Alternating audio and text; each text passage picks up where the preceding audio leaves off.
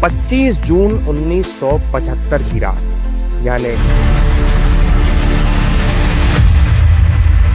50 साल पहले की वो रात दुनिया के सबसे बड़े लोकतंत्र को इमरजेंसी की आग में झोंकने की याद दिलाती है।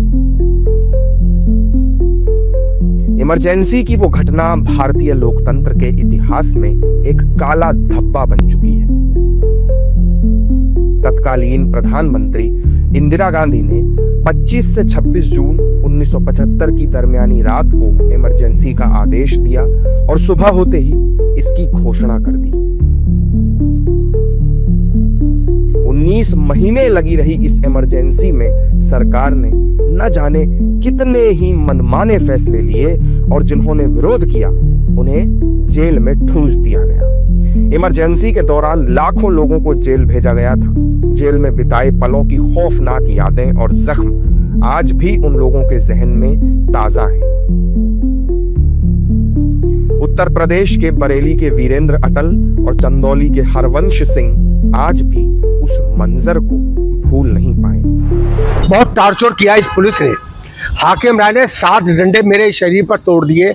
मैं जब उससे भी काबू में नहीं आया तो बरेली के तत्कालीन जिलाधिकारी माता प्रसाद के 29 अक्टूबर 1975 की सवेरे वे सीओ के कमरे में आए।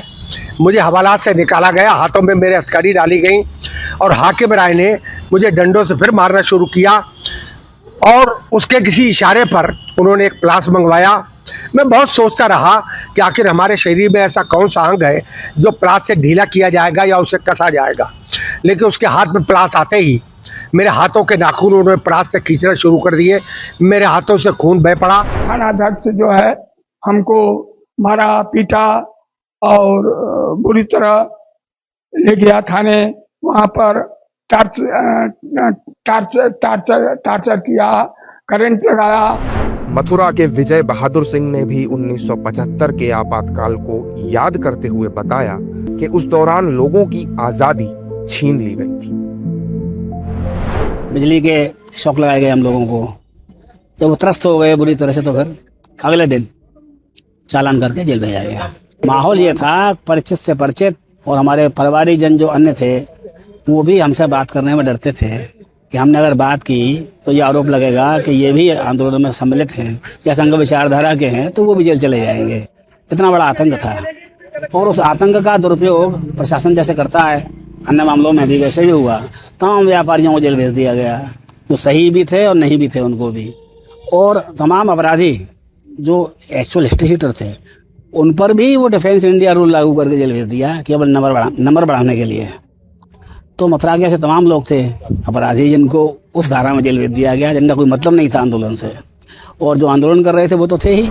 इमरजेंसी के दौरान संजय गांधी ने देश को आगे बढ़ाने के नाम पर 5 सूत्रीय एजेंडा बनाया था, जिसमें परिवार नियोजन प्रमुख था। इसके तहत देश भर में करीब 83 लाख लोगों की जबरदस्ती नसबंदी करा दी गई। उस वक्त को याद कर लोग आज भी सिहर जाते हैं। सबसे गलत बात थी उस समय वो थी जबरदस्ती परिवार नियोजन के लिए नसबंदी कराना। खुद अपनी कराओ या कहीं से केस ढूंढ के लाओ, तभी आपका इंक्रीमेंट आगे हो सकता था, तभी आपकी सैलरी समय से मिल सकती थी। कुल मिलाकर के किसी भी प्रजातांत्रिक देश के लिए ये जो इमरजेंसी का काल था भारत का, वो सबसे ये कष्टदायक और सबसे दुखदायक और बिल्कुल एक काला अध्याय था। जबरदस्ती लोगों की नसबंदी की जा रही है और वो एक डिस्क्रिमिनेटरी यानी भेदभावपूर्ण थी कि हिंदुओं के साथ, और विशेषकर जो पढ़े लिखे लोग होते थे जो साक्षात्कार में जाना चाहते थे, उनके लिए जब लेटर आता था तो उसमें 2 केस मांगे जाते थे, ज़रूर दीजिए, कहीं से ला कर दीजिए। जो मैं खुद इंटरव्यू में नहीं गया, न केस ला सका न इंटरव्यू में गया उस समय, तो ये होता था।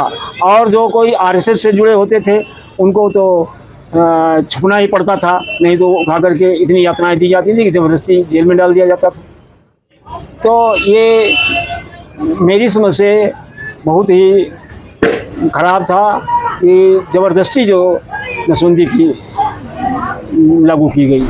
देश भर में 25 जून को काले दिवस के रूप में मनाया जा रहा है। भोपाल में भी लोगों ने इमरजेंसी के खिलाफ प्रदर्शन किया।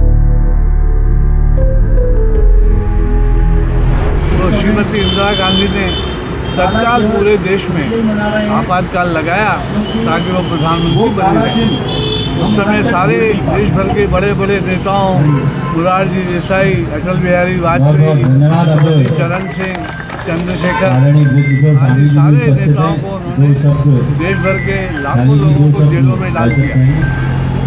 आपातकाल चलता रहा, इस बीच अनेकों कष्ट, कई लोग मर गए। इमरजेंसी के समय सरकार का विरोध करने का मतलब था जेल। क्या लेखक, क्या फिल्मकार और क्या नेता, किसी को भी नहीं छोड़ा गया था। हालांकि 18 जनवरी 1977 को इंदिरा गांधी ने अचानक मार्च के महीने में लोकसभा चुनाव कराने की घोषणा कर दी।